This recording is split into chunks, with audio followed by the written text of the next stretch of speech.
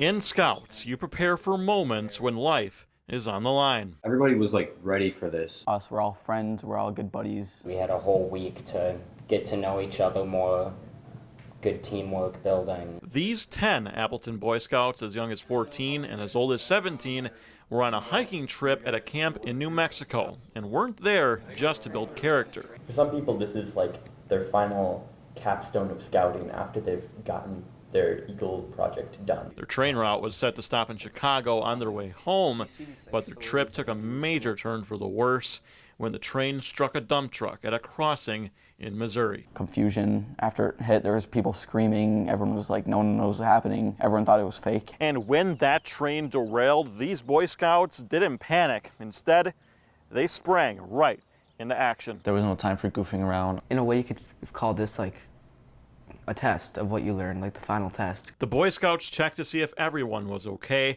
and helped those who were injured get out of the train before first responders arrived. Everybody was doing what they could, where they could, and how they could. Most people survived, including all the Scouts. We cannot praise the community of Mendon enough for all the help they gave us and the stability they gave us.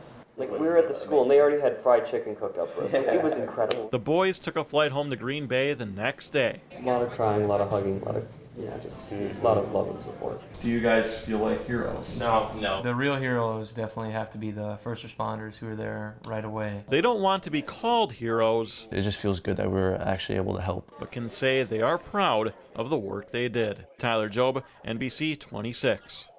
These Boy Scouts were all aboard the train that struck a dump truck at a crossing in Missouri. A lot of smoke, like a lot of gravel everywhere. The Scouts say they were in the back of the train when it derailed, but nobody knew where Dean Seaborn was. It was like I was like kind of like in a movie. Seaborn was stuck in the bathroom, completely turned over, with no windows. The door was locked shut, and I couldn't open it because it was too heavy, because it was on the side, so it was like gravity was pushing it down. He says panic set in, but wasn't all alone. I was on call with the 911 lady, and she was super nice. Like, I can't thank her enough.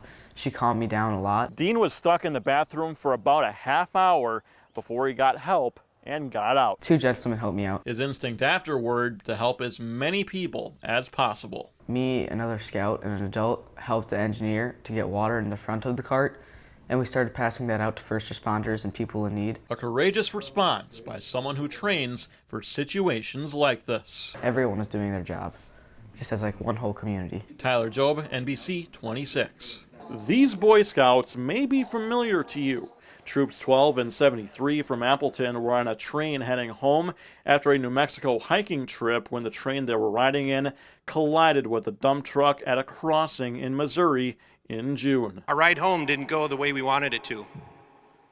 But in that moment of the train crash, it didn't take long for every single leader on board to trust our boys to do the right thing. 4 people were killed in the crash, but all of the Scouts survived and helped the other passengers escape the derailed train, habits that they had been building for years. We're all proud of these boys. We all trust them. Their unbelievable story received local and national attention.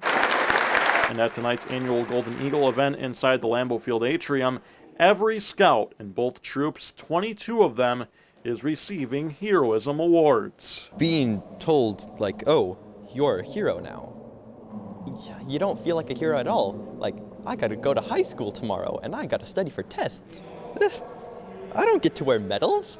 It's crazy. Their story is so remarkable that Packers star running back Aaron Jones is recognizing their bravery and supporting scouting. Seeing Aaron Jones here was really cool. In June, I asked the Scouts if what they did was heroic. Do you guys feel like heroes? No. 4 months later, they say they feel no different. Even though we're like the ones getting a lot of the media attention, we weren't the only ones helping. But it's fair to say that they will be known here and around the country as the Boy Scouts who stepped up without being called upon.